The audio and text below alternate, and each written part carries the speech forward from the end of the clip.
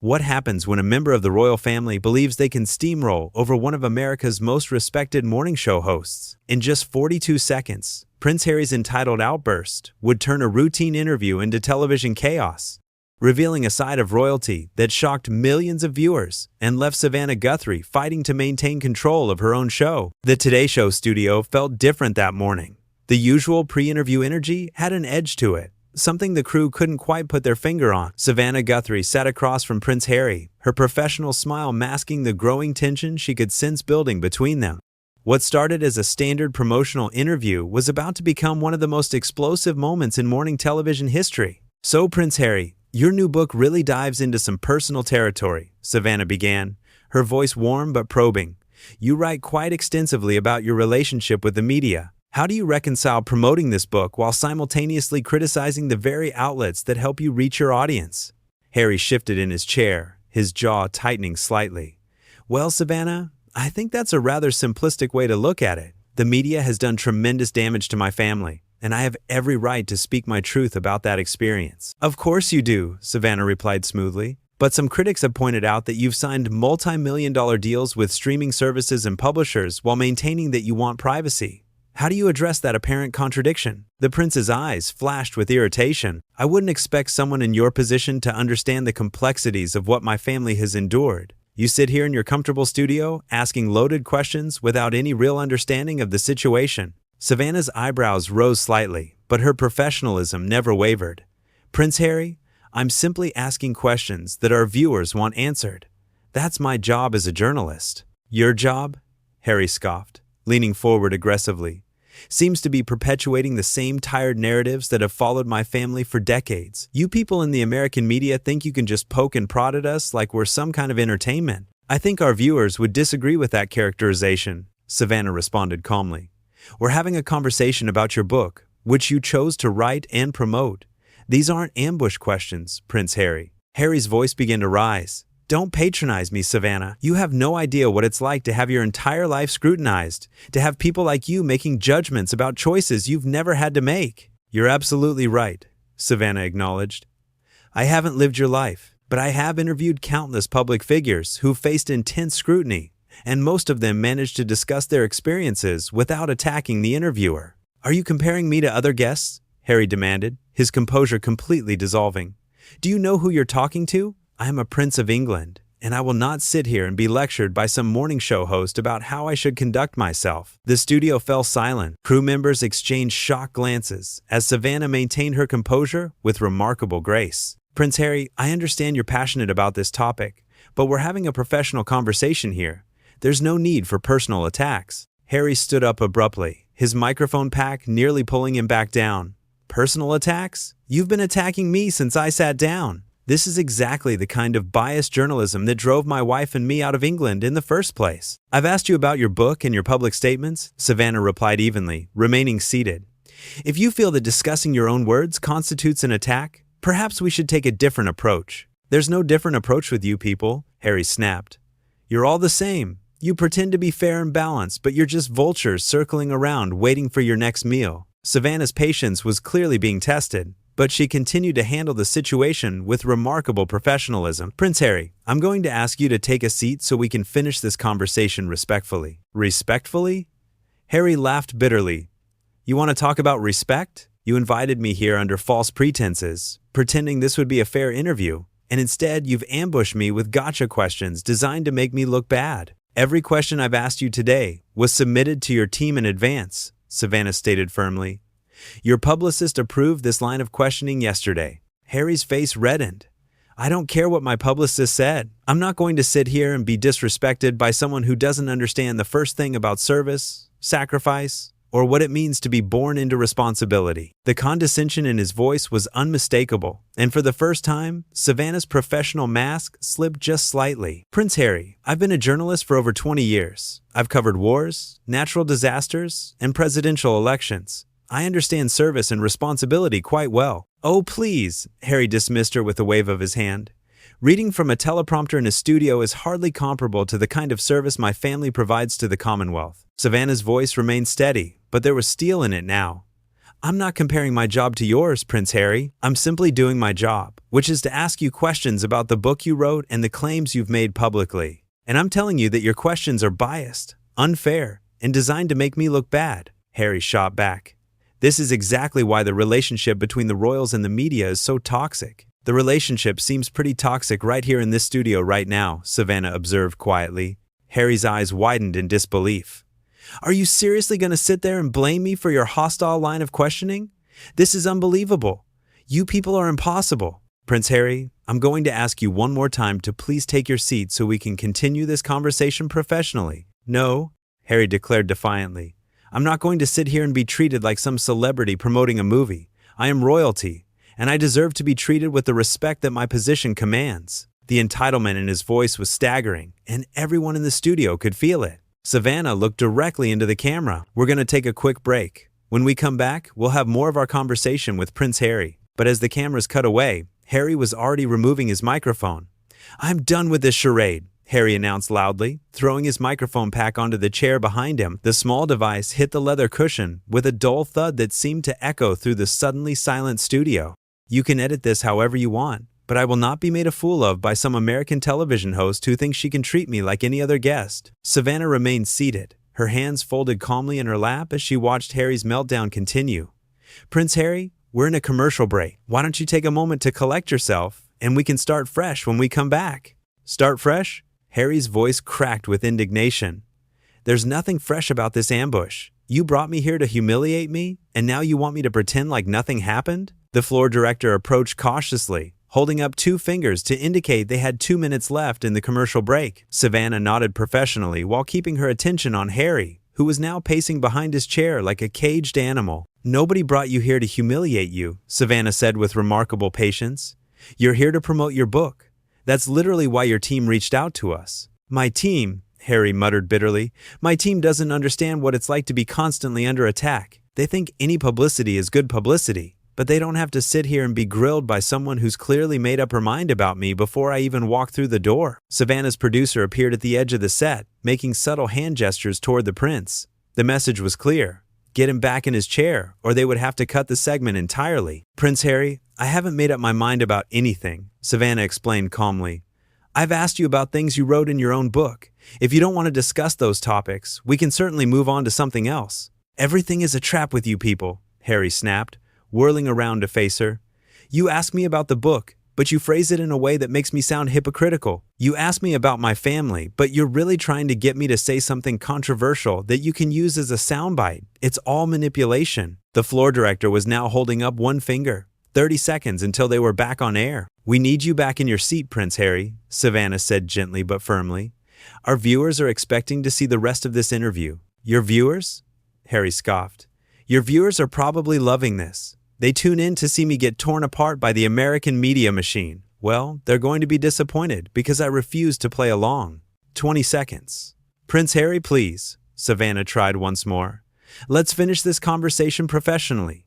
You have important things to say, and our audience wants to hear them. No, they don't, Harry declared with bitter certainty. They want to see me fail. They want to see the spare prince have a breakdown on live television. Well, congratulations, Savannah. Mission accomplished. 15 seconds. The cameras were about to roll, and Harry was still standing behind his chair, his face flushed with anger and embarrassment. Savannah made a quick decision and signaled to her producer they would go live with or without him. 10 seconds. If you're not going to sit down and continue this interview respectfully, then perhaps it's best if you leave, Savannah said quietly, but her words carried across the studio like a thunderclap. 5 seconds. Harry's mouth fell open in shock. Are you kicking me off your show? 3 seconds. You're kicking yourself off, Prince Harry. And they were live. Savannah looked directly into camera 2, with the same composed professionalism she'd maintained throughout the entire ordeal. Welcome back to today. We were having a conversation with Prince Harry about his new book, but unfortunately he's decided to end the interview. Behind her, Harry stood frozen in disbelief, still processing what had just happened. The realization that millions of viewers could see him having what amounted to a royal tantrum seemed to hit him all at once. This is unacceptable, he said loudly, apparently forgetting that they were broadcasting live to the entire country. You cannot treat me this way. Do you have any idea who I am? Savannah turned slightly in her chair to address him directly, but her voice remained calm and professional. "Prince Harry, you're welcome to sit down and continue our conversation, but you need to do so respectfully." "Respectfully?" Harry's voice rose even higher. "You've shown me no respect since I walked in here. You've badgered me with hostile questions. You've twisted my words. And now you're trying to make me look like the bad guy on national television." "I think you're doing that yourself," Savannah observed quietly. Those 7 words hit Harry like a physical blow. His face went from red to almost purple as the full weight of his situation became clear. He was standing on live television, yelling at one of America's most beloved morning show hosts, proving every negative stereotype about entitled royalty that he'd spent years trying to dispel. "How dare you," he whispered, but the studio microphones picked up every word. "How dare you speak to me that way? Prince Harry, you're on live television right now," Savannah reminded him gently. "Perhaps you'd like to take a seat and we can wrap this up properly." But Harry was too far gone to accept the lifeline she was offering.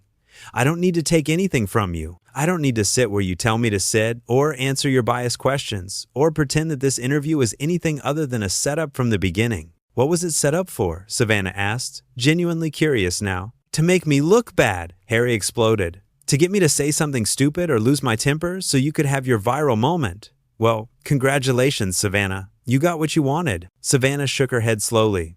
"Prince Harry, I wanted to have a conversation about your book.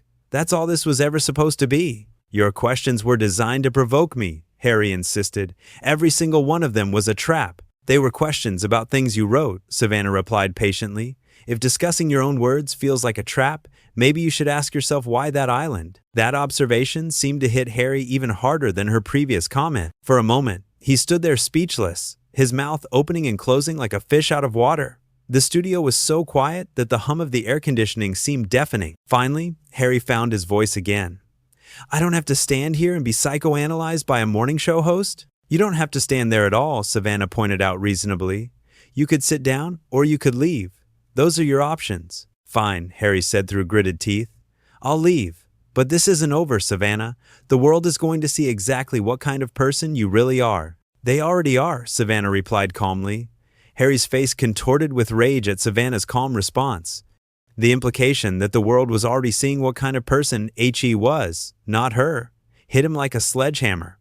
For a moment, he seemed to vibrate with fury, his hands clenched into fists at his sides. "You think you're so clever, don't you?" he hissed, taking a step closer to Savannah's chair. "Sitting there with your smug little comments, acting like you've won some kind of victory? You have no idea what you've just done." Savannah didn't flinch or move away, though several crew members had begun to shift uncomfortably at the edges of the set. Her voice remained steady and professional. "Prince Harry, I think it's time for you to go." "Oh, I'm going," Harry snarled.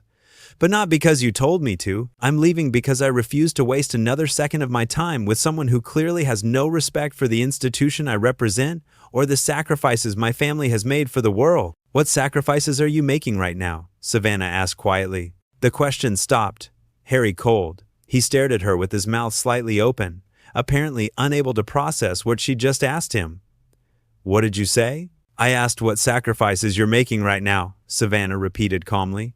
"You're on television promoting a book that's going to make you millions of dollars. You're living in a mansion in California. You have Netflix deals and speaking engagements and a lifestyle that most people can only dream of. So I'm genuinely curious what sacrifices you think you're making." Harry's breathing became rapid and shallow. "How dare you question my service? How dare you minimize what I've been through? You know nothing about my life. Nothing about the pressure. Nothing about what it's like to have your every move scrutinized and judged." "You're right," Savannah acknowledged. "I don't know what that's like. But I do know what it's like to have a job and do it professionally, even when things get difficult. And right now, you're making this very difficult for everyone in this studio." "I'm making it difficult?" Harry's voice cracked with disbelief. "I came here in good faith to talk about my book, and you've done nothing but attack me from the moment I sat down." "Prince Harry, would you like me to play back the tape of this interview so far?" Savannah offered.